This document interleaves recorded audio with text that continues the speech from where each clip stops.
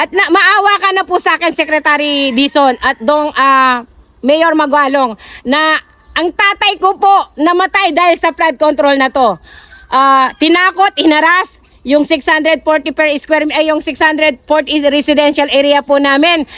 Pinapirma po yung mga magulang ko sa halagang 648 pesos per square meter. So, nananawagan po ako sa iyo, Pangulong Bongbong Marcos, sana po unang-unang imbestigahan niyo po si Dong Gonzales dahil matagal na po akong nagmamakaawa sa kanila na bayaran kami ng tamang presyo. So, isipin niyo po, 300 pesos lang per square meter, sinampahan pa po ako ng kaso, nakatakot-takot na i-contempt daw ako ng mga judge. Hanggang mga DPWs, puro pangharas, pananakot nila sa akin, panggigipit. So, ang kahilingan ko po, nananawagan rin po ako sa inyo, Secretary Dizon, imbestigahan nyo naman po si Dong Gonzales. Maging patas po kayo sa hustisya natin. Dahil sa kanya po yung Northern Builders. Kung siya po ay may malasakit sa Pampanga, hindi po ganito ang dinadanas namin taga Pampanga. Taon-taon po, binabaha po kami at lumulubog. Warning! Ang lahat ng inyong mapapanood sa video na ito ay pahayag ng may-ari ng lupa na kung saan ay tinamaan di umano ang kanilang lupa sa isinasagawang flood control sa lugar na ito at hanggang ngayon ay di pa rin daw nababayaran. At sa lahat ng mga personalidad na nabanggit ay bukas ang aming programa para sa inyong panig, para sa patas na pagbabalita. Para sa lahat na detalye, panoorin ng buo ang video na ito. Maraming salamat po. Mga boss, nandito tayo mga boss sa may Pampanga. Okay, and ang nirereklamo po ng may-ari mga boss nitong lupa ho na ito ay di umano, yun nga dahil tatamaan itong lupa ho nila. And until now daw di umano ay hindi pa rin nababayaran. So makikita natin mga boss, talagang grabe. Yun nga, hindi ko rin masabi kung ito ba ay tapos na yung kontrata nito. Pero ang nakikita natin mga boss, ayan nga, talagang yung mga kabahayan, no? Kita nyo naman mga boss, wala pong talagang nagkukontrol dito sa flood, no? Kasi kita nyo naman walang mga siminto, ayan, no? And tara kayo mga boss, samahan nyo po ako. Dahil interviewin po natin ang may-ari po ng lupa. And sabi po ng mga residente mga boss, di ba yan yung ilog? Pagka nagkakaroon daw ng baha, hanggang dito mga boss, ito. Dito, yan. Tubig daw ito dito mga boss. Yan. Kaya yun yung nirereklamo din ng ating mga kababayan dito. And kukunin natin ang buong detalye dito po sa may-ari po ng lupa ko na ito mga boss. And mamaya mga boss, pupunta rin tayo doon sa dulo. Ipapakita ko rin sa inyo yung sitwasyon doon ng ilog ko na ito. Ayan si ate. Ito si ma'am. Interviewin natin.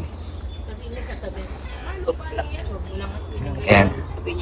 Hi te. Good morning po.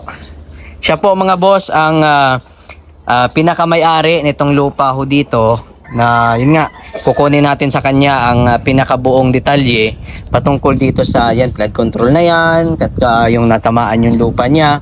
And ma'am, ano ba yung pinakakumpletong detalye at ano po yung inyo pong hinanaing? Ang hinanayin ko lang po talaga dito, hindi ko naman po pinagkakait na ilaan po sa gobyerno itong project na to dahil kailangan po. Pero sana naman po, bayaran naman po kami na sa makatarungan na may mabili rin po kami ng lupa. Dahil saan kami makakabiling lupa na babayaran kami ng 300 pesos lang. Mahal pa sa 300 pesos per square meter. Sinampahan po ako ng kaso sa RTC ng San Fernando, expropriation case, na sa isyam na judge po, 300 pesos talaga. So hanggang ngayon po talaga, nananawagan po ako sa iyo, Pangulong Bongbong Marcos, sa pamamagitan nyo po, sana po maimbestigan nyo si Dong Gonzales. Matagal na po ako nagmamakaawa sa DPWH na hanggang ngayon hinihingi ko lang po, bayaran naman po kami sa tamang presyo na may mabibili rin po kami ng lupa. So, nananawagan po ako sa iyo, Pangulong Bongbong Marcos, sana po unang-unang imbestigahan niyo po si Dong Gonzales dahil matagal na po akong nagmamakaawa sa kanila na bayaran kami ng tamang presyo. Isipin niyo po, 300 pesos lang per square meter, sinampahan pa po ako ng kaso, nakatakot-takot na i-contempt daw ako ng mga judge. hanggang mga DPWs, puro pangharas, pananakot nila sa akin, panggigipit. So, ang kahilingan ko po, nananawagan rin po ako sa inyo, Secretary Dizon, imbestigahan nyo naman po si Dong Gonzales. Maging patas po kayo sa hustisya natin. Dahil sa kanya po yung Northern Builders. Kung siya po ay may malasakit sa Pampanga, hindi po ganito ang dinadanas namin taga Pampanga. Taon-taon po, binabaha po kami at lumulubog. At sana po, Dong Gonzales, magbago ka na. Yun lang pong panawagan ko sa'yo. Tigilan nyo na po yung pangungurakot sa kaban ng bayan. Kaya ko pong patunayan yan eh. Magmakaawa naman po, lahat naman po tayo nagkakamali. Pero sana naman po, Dong Gonzales, maawa ka na sa mga kababayan nyo po dito sa Pampanga. Tigilan nyo na po. Sobrang dami na po ng pera nyo. Bag lang po ng mga pamilya, mga asawa at anak nyo. Hindi na po birong halaga. Bag lang po yun. Tapos ako po, babayaran nyo 300 pesos per square meter. Hindi ka po bubanawa, namatay na yung tatay ko. At nanay ko po, nasaksihan niya na umaaten ng hearing sa korte ng RTC na pinagkait ng mga judge. Ang karapatan ng nanay ko, nagmamakaawa po siya sa mga judge na bayaran naman ng tama at hindi naman po sa inyo yung pera, kundi po pera ng taong bayan yung ibinabayad nyo din sa amin. Yun lang po at sana po Pangulong Bongbong Marcos, Secretary Dizon, sana po imbestigahan nyo si Dong Gonzales. Hindi niyo po ba tutuldukan ang pangungurakot niya dito sa Pampanga? Tuldukan niyo na po siya. Yun lang pong panawagan ko, parang awa niyo na po.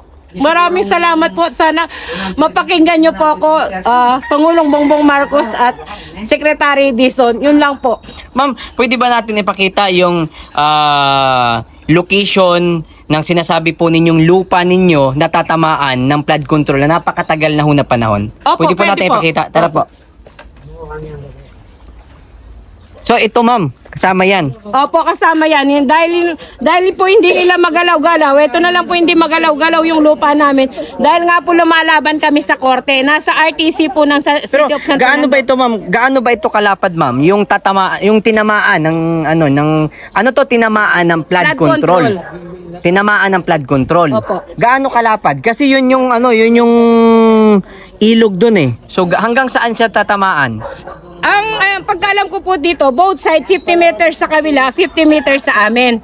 So ang makukuha po sa lupa namin na 50 meters, 8,884 square meter. Ano po? 8,000? 8,884 square meter. Opo. So 8,000, basta 8,000 plus square meter. Meron Ngayon, isang titulong tinamaan, yung 640 square na residential. So dalawang titulo po yung tinamaan. Bali 640 square meter at saka yung 8,884 square meter na dapat yun lang ang kukunin. So nagtaka lang po ako na alam kong may halong politika at pamumulitika. Unang-una po dapat nung alam ko sasampahan nila ako ng kaso sa 8,884 square meter. So nagulat lang po ako nung sinampahan ako ng expropriation case, nagulat po ako bakit naging 12,972 square meter. Halos nag-additional po sila ng 4,000 plus square meter dahil po yung mga informer settler, sinate nila. Dapat po yung informer settler, tatamaan po yun eh. Kaya hinihingi ko po sana sa RTC ng Pampanga, bakit yung master plan po, hindi nila sinadmit. At sinabi lang nagtatanggap lang po ako ng SOMON na kailangan nila yung lupa namin. Paano nila masasabing kailangan ng lupa namin na wala silang sinadmit na master plan? Sino ba yung contractor? Magkano ang budget nito? Ganyan-ganyan. At wala silang... Yun lang po yung masasabi ko na hanggang isyam na judge ang humawak sa kaso namin. So Opo. hanggang ngayon... So ma'am, ngayon binabayaran kayo. Sa 300 pesos pa rin hanggang nakalagay sa isyam na judge pong humawak sa kaso namin. Wala rin po silang basihan. So lahat, ang pagkaintindi ko po, sa isyam na judge na yon, sila mismo, binaboy nila yung batas. Kasi unang-una, nakalagay ayon sa Republic Act 8974, zonal value ang paunang bayad sa 100%. So tsaka pag-uusapan yung just compensation. Pero ayaw eh. Ayaw nilang magbayad sa tamang presyo. So, naglalapag naman ako ng presyo, ayaw nilang i-accept, hindi gine-grant ng mga judge. Ang gusto, humingi sila sa akin na maghagilap daw ako ng deed of sale o ano bang basihan ko sa hinihingi kong presyong presyo per square meter, kailangan daw makakuha ko ng mga deed of sale na mataas na basihan lang. So ang tanging pakiusap ko lang sana po na sige, kung hindi ang hirap makagilap ng mga hinahanap nila sa akin deed of sale, hanap na lang ako ng lupang malilipatan namin, sila yung bibili para sabihin nila na ang gobyerno hindi nalugi sa pamilya po namin. Ma'am, pero kanino po ito project, ma'am? Ah, Itong sabi po ninyo na flood control na tatamaan yung lupa po ninyo. nung panahon pa nito ni project pa ni Rogelio Singson, siya yung secretary, pero ang pangulo natin noon si Pangulong Noynoy Aquino. Pero ang contractor po na humawak dito si Dong Gonzales. Sa kanya po yung Northern Builders. Yun po yung mga nakikita kong mga heavy equipments noon. Kaya kay Dong Gonzales project po noon kasi siya yung congressman nung panahon na yon, noong 2011. Hanggang sa lumalaban po ako tong 2022. Ma'am, nagkaroon na ba kayo ng talagang actual na pag-uusap nitong congressman na to? Hindi pa, kasi gusto ko sana siyang makausap talaga ng personal, pero ang hirap, hindi ako pero umaasa sana ako kay, eto lang ang masasabi ko, nung man namatay yung kuya kong March katapusan, bumisita sa burol ng kuya ko itong si Vice Mayor Brent Giao. So, sa burol ng kuya ko, binulong ko kay Vice Mayor Brent Gonzales na tulungan mo ako. Sabi ko, sana sa pamamagitan mo at saka kay Mayor Vilma Caluwag, dahil pumunta nga sila sa burol ng kuya ko ito lang taon na to, March katapusan, na parang awa nila, tulungan nila akong makalapit kay Dong Gonzales. So, ito naman si Vice Mayor Brent Gonzales, nakausap ko, kinuha niya sabi niya, sige, lalapit ko kay Daddy. Kukunin ko yung number mo. So, binigay ko naman yung number ko kay Vice Mayor Brent Gonzales. Hanggang ngayon, naghihintay ako ng tawag, wala pa rin. Si Vice Mayor Vilma Caluwag naman, nung nakausap ko, sabi niya, hindi niya daw pwedeng pasukan kasi, kasi mayor siya, parang hindi niya daw alam yung project na to. Pero bilang mayor sana, syempre ikaw naging mayor dito, di ba? So may karapatan sana siyang tulungan ako dito sa problema. Kaso wala din iniidolo ko pa naman si Mayor Vilma Caluwag na makakatulong sa aming pamilya sa problema. Kaso parang wala din. Hindi niya daw kami pwedeng tulungan kasi hindi daw niya termino nung time na yon. Pero ma'am, napakatagal na ng panahon na yung nirereklamo po ninyo. Pero ang tanong ko po, bilang hindi naman ako taga rito, bakit po wala naman ako nakikitang mga simento dyan or wala naman ako nakikitang yung pang flood control? Ano pong natin? Ayun nga yung malaking katanungan Bakit hindi nila nagawa kahit sa kabila man, di ba?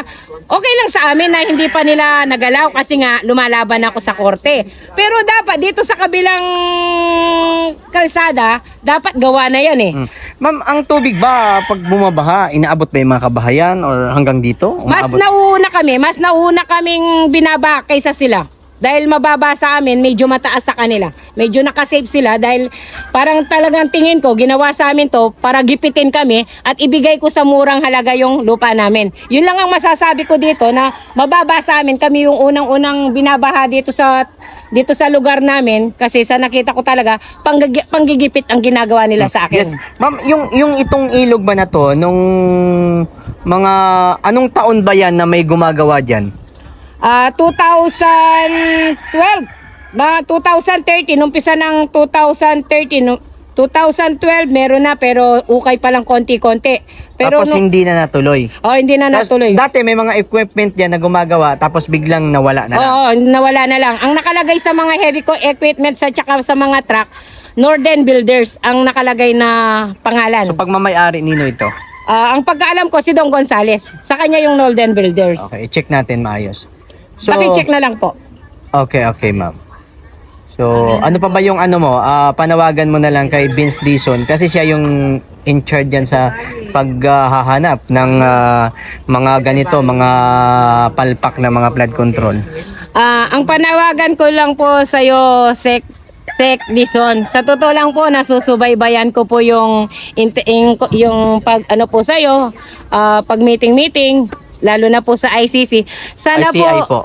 ICI na sana po Wag nyo na po kahit sabihin po natin kababayan natin si Dong Gonzales at kababayan mo. Vince Dizon, sana naman po maging patas kayo. Unang-unang panawagan ko po sa'yo, mismong sekretary ka ng DPWH, unang linisin mo, patunayan mo dito sa Pampanga, linisin mo. Yung mga kurap dito, linisin mo lalo na sa flood control. Yun lang po masasabi Kay ko. ano naman ma'am, kay panawagan mo kay Mayor Magalong. Kasi nga si Mayor Magalong napunta siya sa Davao at yung in-inspect nila wala naman, hindi naman. Ito mas malala ito eh. Ano yung panawagan mo kay Mayor Magalong? Mayor Magalong, nananawagan po ako sa inyo, nasusubaybayan ko. Sana po yung prinsipyo nyo dati pinanindigan nyo. Sana po alam ko bakit itong Barangay San Felipe, napakalaking pondo po nito. 4.8 billion po to, hindi biro na pondo po to. Puntahan nyo po to at unang-unang patunayan nyo po, kayong dalawa ni Secretary Dizon, eto po, unang imbestigan nyo si Dong Gonzales. At saan napunta po yung 4.8 billion dito sa Barangay San Felipe? At maawa ka na po sa akin, Secretary Dizon at Dong Mayor Magalong, na ang tatay ko po namatay dahil sa flood control na to. Tinakot, hinaras yung 640 per square yung 640 residential area po namin. Pinapirma po yung mga magulang ko sa halagang 648 pesos per square meter. Umuwi po ng tulala ang tatay ko December 4, 2011. Umuwi po dala-dala niya yung cheque. December 4 yun Hinang-hina po siya, umuwi ng tulala. Kinabukasan po ng December 5, 2011, na-hospital po siya, hindi naka-recover hanggang August 12, namatay po siya. Doon lang po sa cheque, na hanggang ngayon po hawak ko yung cheque na yon, na halagang 411,000, hindi po namin pinapalit. So sana po, Secretary Vince Dizon, unang-unang pakita niyo po at maging modelo kayo sa DPWH. Linisin niyo po mismo yung lugar mo po natin na Pampanga bago saan-saan ka po pumunta. Yun lang pong panawagan ko, Secretary Dizon. Patunayan niyo po sa mga taga-Pampangenya na linisin niyo at imbestigahan niyo si Dong Gonzales, kung hindi kung saan-saan pa kayo umiikot na buong lugar. Yun lang po ang pakiusap ko sa'yo. Pangulong Bongbong Marcos, huwag niyong pagtakpan si Dong Gonzales. Dahil unang-una, tinakot at tinaras po ako. Muntik na po ako nilang na-disgrasya at pinatay. Pero sinabi po kung kaya ko pong ipatawag si Project Director Reynaldo Liwag. Siya po yung Project Reynaldo Liwag na yon. Kung hindi lang po kay Project Reynaldo Liwag, totoo po, pinatay na ako ng DPWH. Kaya sabi po ni Reynaldo Liwag na ibalato nyo sa akin si Mrs. Montemayor na wala sa usapan na gagalawin nyo siya. Dahil pinapipirma po ako ng kontrata hindi ko po pinirmahan. So sana po kaya hindi naman po lahat ng nasa DPWH ay kurap. Kaya saludo po ako sa iyo, Project Manager Reynaldo Liwag. Ibinuking mo sa akin yung mga kasamahan mo. Sabi mo, kung ako lang Mrs. Montemayor, maliit lang yun na halaga yung hinihingi mo ng 10K per square meter. So, Mrs. Montemayor, ayokong madamay sa anumalyang gagawin nila. So, 2013 po, buwan ng August, maaga pong nagretiro si Project Manager Reynaldo Liwag. So, sabi niya po, hindi lang ako kasi ang pwedeng mag-desisyon. May nakakataas pa sa akin. Pero sana ibigay na yung hinihingi mo. Kaya nung bago po magretiro si Reynaldo Liwag, na sabi niya, ang masasabi ko lang Mrs. Montemayor, ingat ka lang. Siguro po, kaya nagabilin si Reynaldo Liwag na ingat lang po ako dahil nasaksihan niya po kung paano po ako hinaras ng mga kasamahan niya.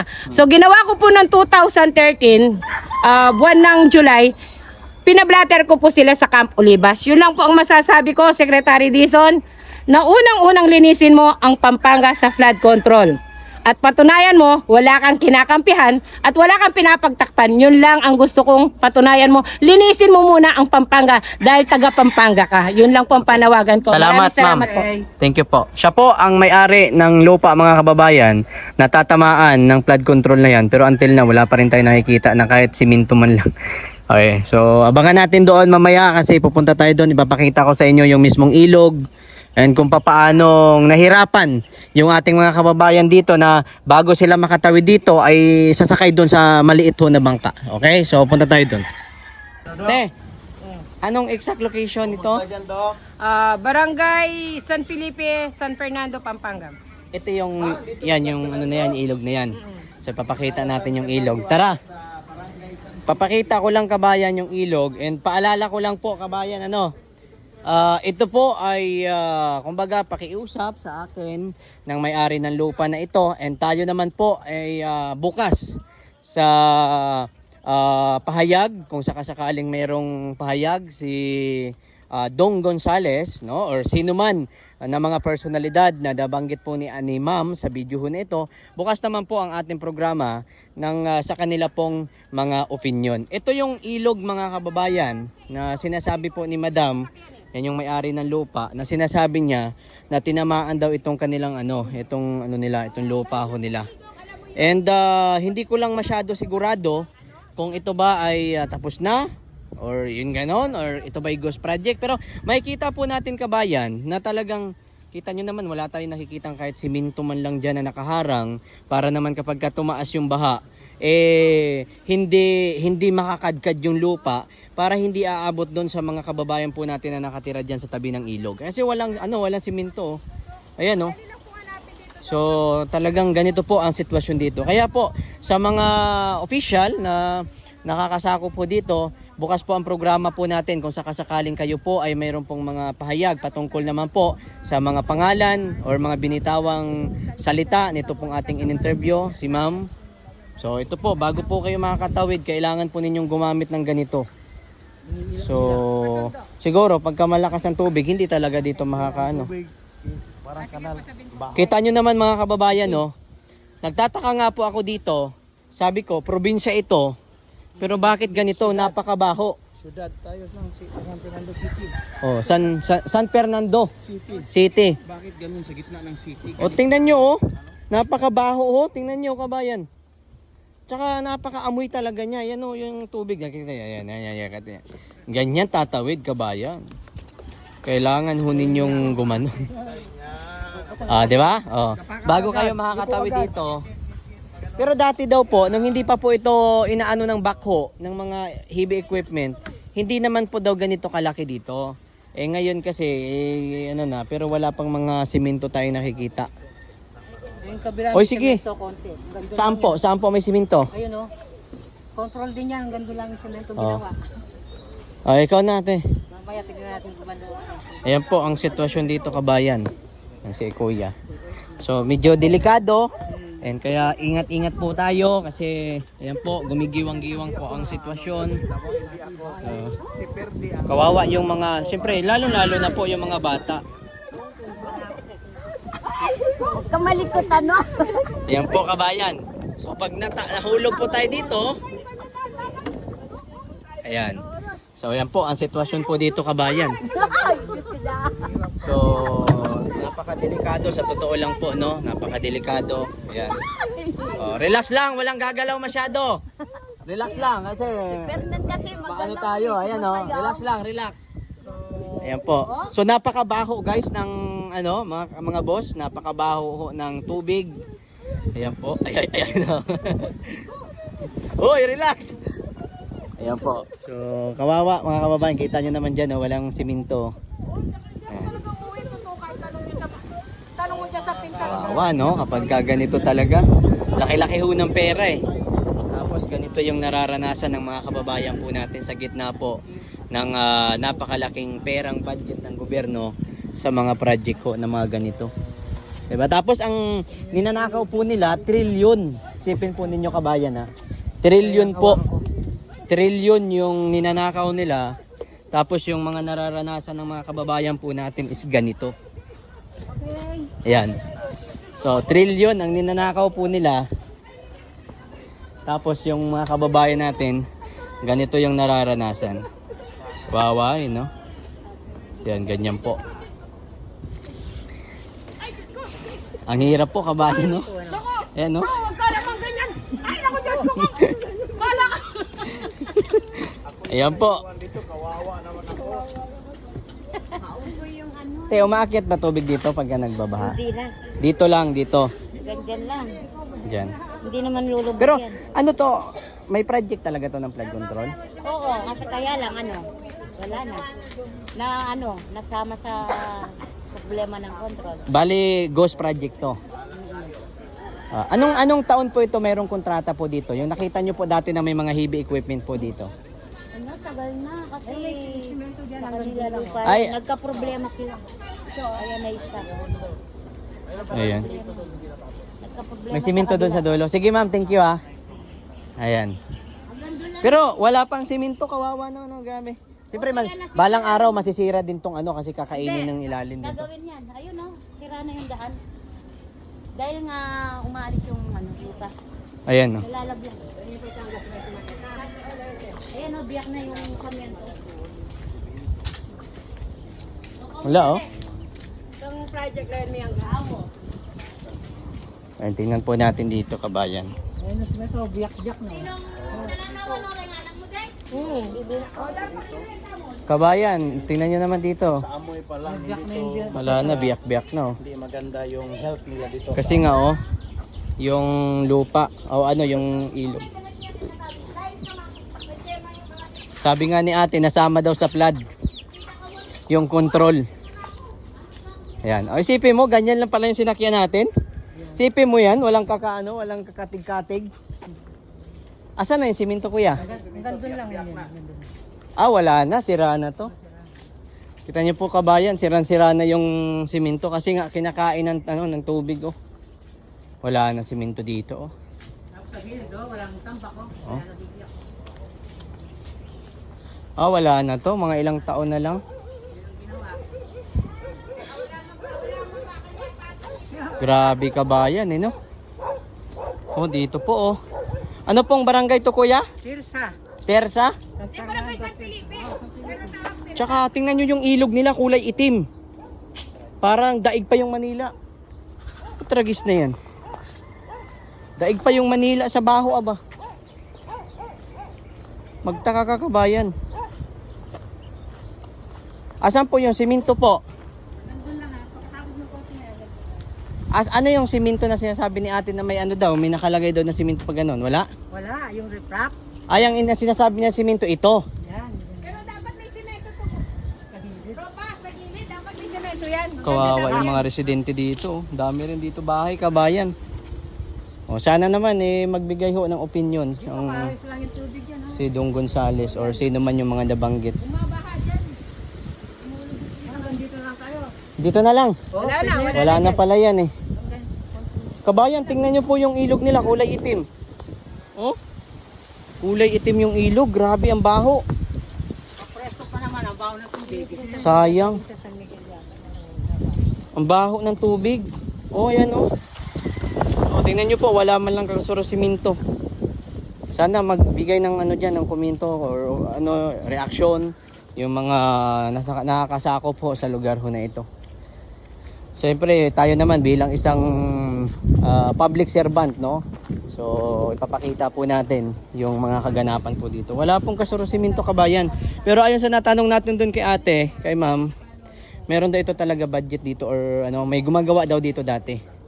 Tapos ngayon wala na daw, sabi niya. Oh, yan yung problema. Grabe yung mga nararanasan na problema ng mga kababayan natin. At saka ito hindi naman to magtatagal yung simento na to. Kita nyo bitak-bitak na. Ayan oh, bitak-bitak na oh. Hindi talaga to magtatagal. Gawa nga ng ano, nakahangin siya tapos wala namang ano diyan, wala namang flood control dito. Yan po ang sitwasyon dito. So, grabe ang problema natin, no?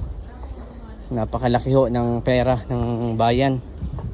Tapos nakakaranas yung mga kababayan natin ng ganitong sitwasyon. Ayan, no?